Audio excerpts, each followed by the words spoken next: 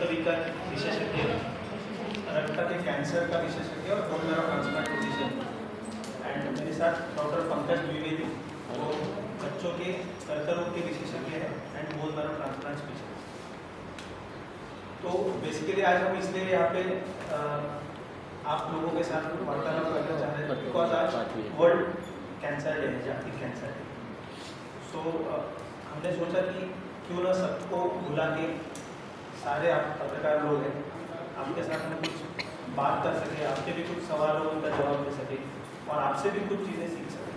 So that was the main motto behind taking this press conference. नमस्कार। So आज है world cancer day.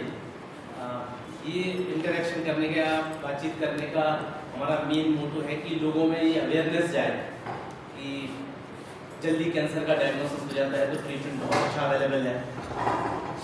अलग अलग फॉर एग्जांपल कि बच्चों में अलग टाइप के कैंसर है। मैं बच्चों का कैंसर का स्पेशलिस्ट हूँ और उनकी बोन मैरो ट्रांसप्लांट स्पेशलिटी है। सो तो उनके बारे में भी बात कर सकते हैं, जो बहुत कम लोग ही इस बारे में ज़्यादा जानते हैं कि बच्चों में भी कैंसर हो सकता है, बहुत अच्छी क्योरेबिलिटी है, बट अगर उसका डायग्नोसिस जल्दी हो। सो इस मामले में हम लोग बात करेंगे। आप लोगों के क्वेश्चंस का हम लोग कोशिश करेंगे कि उनका पॉइंट वाइज आंसर कर सकें और लोगों में ये मैसेज जाए कि भले ही उनको किसी को कैंसर डायग्नोस हो गया है तो इसका मतलब फुल स्टॉप नहीं है। इसका मतलब ये है कि आपको सही ट्रीटमेंट लेना है, कंप्लीट ट्रीटमेंट करना है और उसके बारे में जानकारी रखनी है। ये ना सिर्फ कैंसर पेशेंट के लिए, उनके केयर गिवर जो उनकी देखभाल कर रहे हैं, उनकी फैमिली के लिए और एज अ सोसाइटी, समाज के लिए ये उनकी रिस्पॉन्सिबिलिटी है कि उनका सही ट्रीटमेंट हो और फिर से मुख्य धारा में लौट सके। सो ये हमारा आज का उद्देश्य है, तो आप लोगों से बातचीत करने। तर लहान मुलांमध्ये हे कोणत्या वयोगटात हा आजार येतो? वयोगट काय असतो त्याचा, हा आजार येण्याचं वयोगट कॅन्सरचं? सो ये बहुत अच्छा क्वेश्चन है। इसलिए भी क्वेश्चन अच्छा है क्योंकि लोगों को ये पता हो कि सिम्टम क्या हो, किस एज में वो आएगा। तो अगर आप देखो तो एक मोटा लाइन है कि एक तो बच्चों में कैंसर होते नहीं होते जनरली, लेकिन अगर आप 100 पेशेंट लेंगे कैंसर के, उनमें से 5 से 6 बच्चे होंगे। Number 2 age, mostly 3 to 10 year की एज ग्रुप में ये कैंसर ज़्यादा कॉमन है। सो इस एज के ग्रुप में अगर बच्चे में रक्त की कमी हो, पीला पड़ रहा हो बच्चा, जल्दी थक रहा हो, दाने आ रहे हो, नाक से खून आ रहा हो या कहीं और से खून आ रहा हो या पेट फूल रहा हो, तो इन केसेस में हमें तुरंत डॉक्टर की सलाह लेनी चाहिए। हो सकता है वो कैंसर हो सकता ना हो, लेकिन तुरंत डॉक्टर से मिलना चाहिए। तो 3 से 10 साल का, 8 साल का जो टाइम पीरियड है, इसमें अधिकतर कैंसर बच्चों के भारतात याचं प्रमाण किती असेल? ब्लड कैंसर में एक नाम है एक्यूट लिम्फोब्लास्टिक ल्यूकेमिया। ये मोस्ट कॉमन कैंसर है बच्चों का।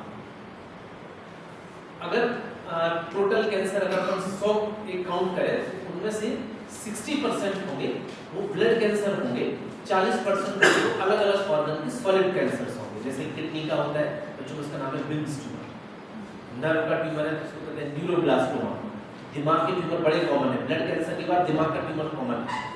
सो वो उसमें अलग नाम है, मेडुलोब्लास्टोमा, तो टेक्निकल नाम है, बट हाँ ब्लड कैंसर और उसके बाद ब्रेन कैंसर, ये ऐसे हैं कि जो कॉमनर है अगर हम कैंसर देखें। अदरवाइज बच्चों में कॉमन इतने कॉमन नहीं है cancer, but awareness is very क्योंकि क्योरेबिलिटी अच्छी है। इससे थोड़ा सा उल्टा बड़ों में होता है, इसमें बाकी के कैंसर ज़्यादा कॉमन होते हैं और ब्लड कैंसर लगभग 10 में से 1 पेशेंट को ब्लड कैंसर है।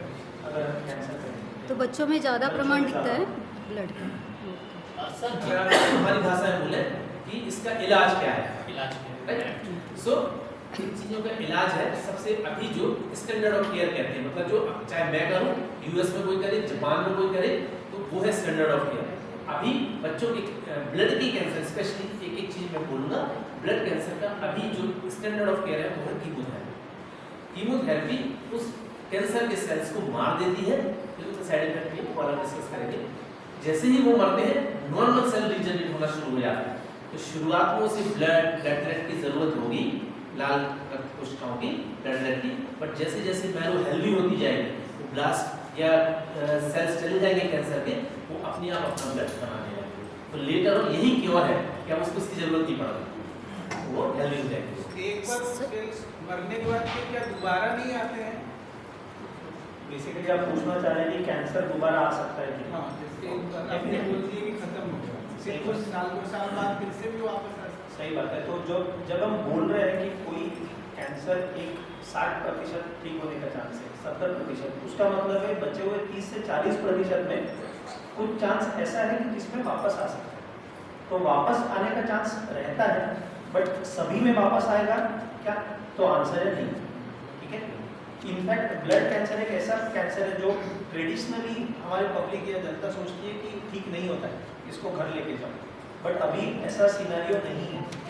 Blood cancer mainly curable cancers में आता है। इनफैक्ट कुछ ब्लड कैंसर का क्योर रेट 80 to 90% एंड काफ़ी ब्लड कैंसर्स अभी tablet based, non chemotherapy based, जिसमें बाल झड़ना, छाले होना, बार बार हॉस्पिटलाइजेशन होना, ये जो एक ज़माने में लगता था उसकी अभी आजकल ज़रूरत नहीं पड़ती है काफ़ी ब्लड कैंसर।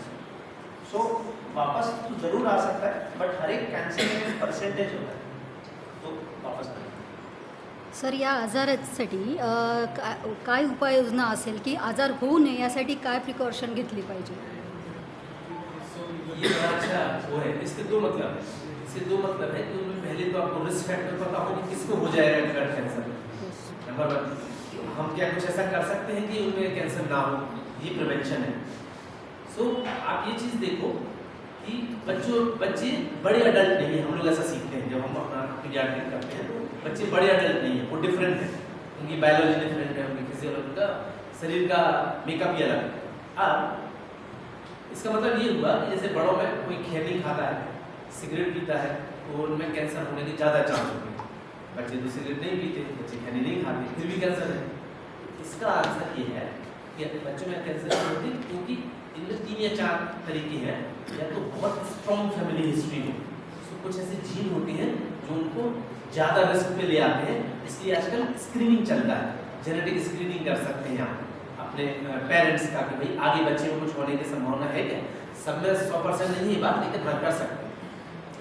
कुछ ऐसे हैं कि जिनमें बच्चों की कैंसर ऐसे तो बहुत जल्दी बढ़ते हैं, तो उनमें स्क्रीनिंग का फायदा नहीं है कि बच्चों को स्क्रीन नहीं कर सकते आप, क्योंकि 15-20 दिन में उनके साइन सिम्टम आ जाएंगे। सो वो नहीं कर सकते आप उनको जल्दी डायग्नोज करके ट्रीटमेंट कर सकते हैं। बड़ों में ऐसा है जैसे ब्रेस्ट कैंसर है, स्क्रीनिंग का बड़ा अच्छा रोल है, बट बच्चों के केस में स्क्रीनिंग नहीं है। वो ऐसा अनटिल अनलेस की बहुत स्ट्रॉन्ग हिस्ट्री ना हो। कुछ वायरल इन्फेक्शन है जो कैंसर को बढ़ावा देते हैं, सो उनकी रोकथाम थोड़ा जो है, जैसे आपने सुना होगा आजकल वायरस का वैक्सीन आ गया है, और वो लेकिन एडोलेसेंट और उसमें अगर वैक्सीनेट करते हैं तो आप आगे जाके उनमें सर्वाइकल कैंसर के चांसेस कम कर सकते हैं। HPV वायरस का अगर वैक्सीन देते हैं तो उनमें बाद में सर्वाइकल कैंसर के चांसेस कम